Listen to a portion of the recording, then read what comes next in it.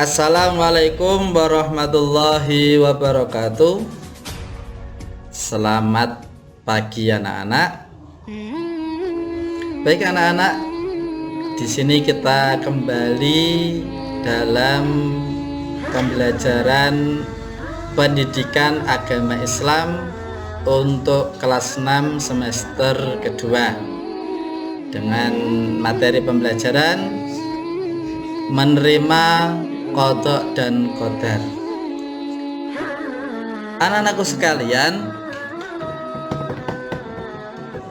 qada dan qadar merupakan ketentuan yang telah ditetapkan oleh Allah Subhanahu wa taala bagi seluruh makhluknya.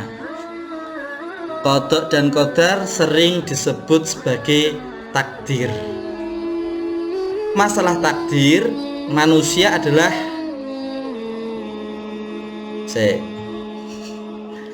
masalah takdir manusia adalah rahasia Allah Subhanahu wa taala. Iman kepada qada dan qadar merupakan rukun iman ke-6 umat Islam yang taat kepada Allah Subhanahu wa taala tentu akan mengimani qada dan qadar. Pengertian qada dan qadar. Qada adalah segala ketetapan dan ketentuan Allah Subhanahu wa taala terhadap makhluknya sejak zaman azali.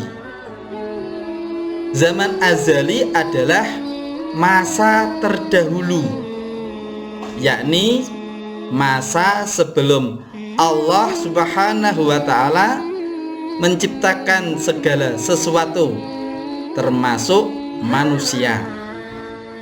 Dengan demikian, ketetapan Allah Subhanahu wa taala yang dinamakan qada itu sudah ada sebelum Allah Subhanahu wa taala menciptakan wujudnya. Qada manusia itu sudah ditetapkan Allah jauh sebelum manusia itu diciptakan. Itulah yang dimaksud dengan zaman azali. Qadar adalah aturan atau ketentuan. Menurut istilah, qadar adalah ketetapan Allah Subhanahu wa taala terhadap makhluknya yang sudah terjadi. Dalam Kamus Bahasa Indonesia, terjadinya ketetapan Allah Subhanahu wa taala ini disebut dengan takdir.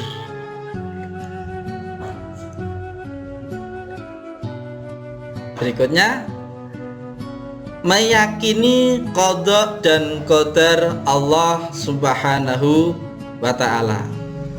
Qada dan qadar bersumber dari Allah Subhanahu wa taala dan berlaku untuk manusia.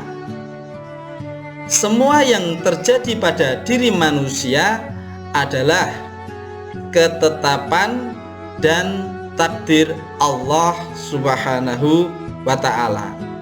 Qada dan qadar Allah Subhanahu wa taala terbagi atas takdir mubram dan takdir mu'allaq. Takdir mubram adalah ketetapan Allah Subhanahu wa taala yang tidak dapat diubah oleh usaha dan doa manusia, seperti batasan umur seseorang, lahir dan mati seseorang di mana, lahir dengan warna kulit apa, dan lain sebagainya. Takdir mu'allaq adalah ketetapan yang dapat berubah karena usaha dan doa manusia. seperti kebodohan dan kemiskinan. Oleh sebab itu, semuanya harus dihadapi dengan tawakal. Tawakal adalah menyerahkan sepenuhnya kepada kekuasaan Allah Subhanahu wa ta'ala setelah sebelumnya berusaha dengan segenap kemampuan.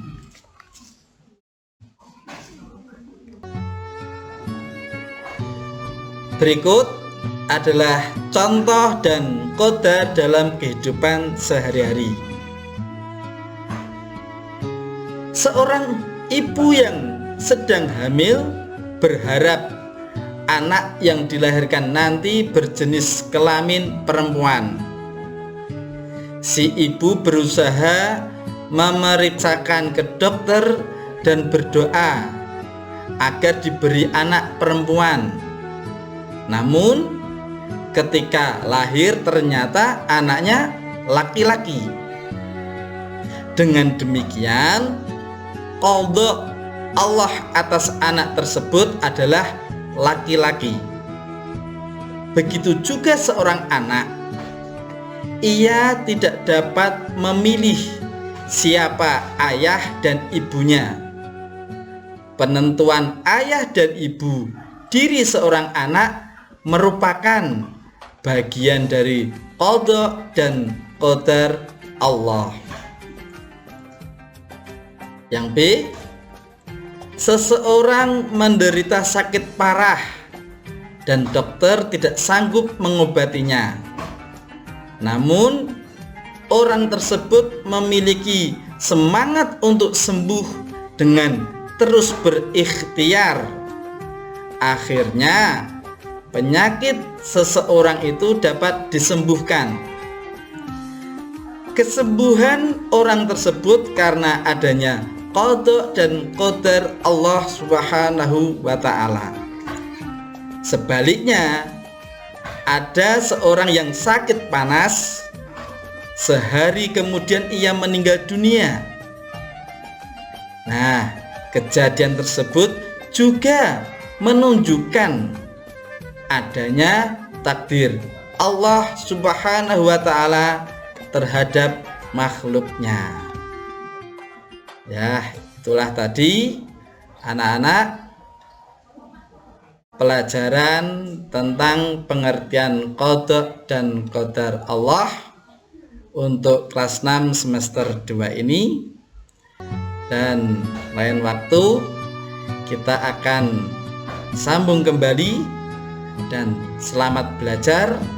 Mudah-mudahan sedikit ilmu ini membawa manfaat dan berkah. Amin ya rabbal alamin. Wassalamualaikum warahmatullahi wabarakatuh.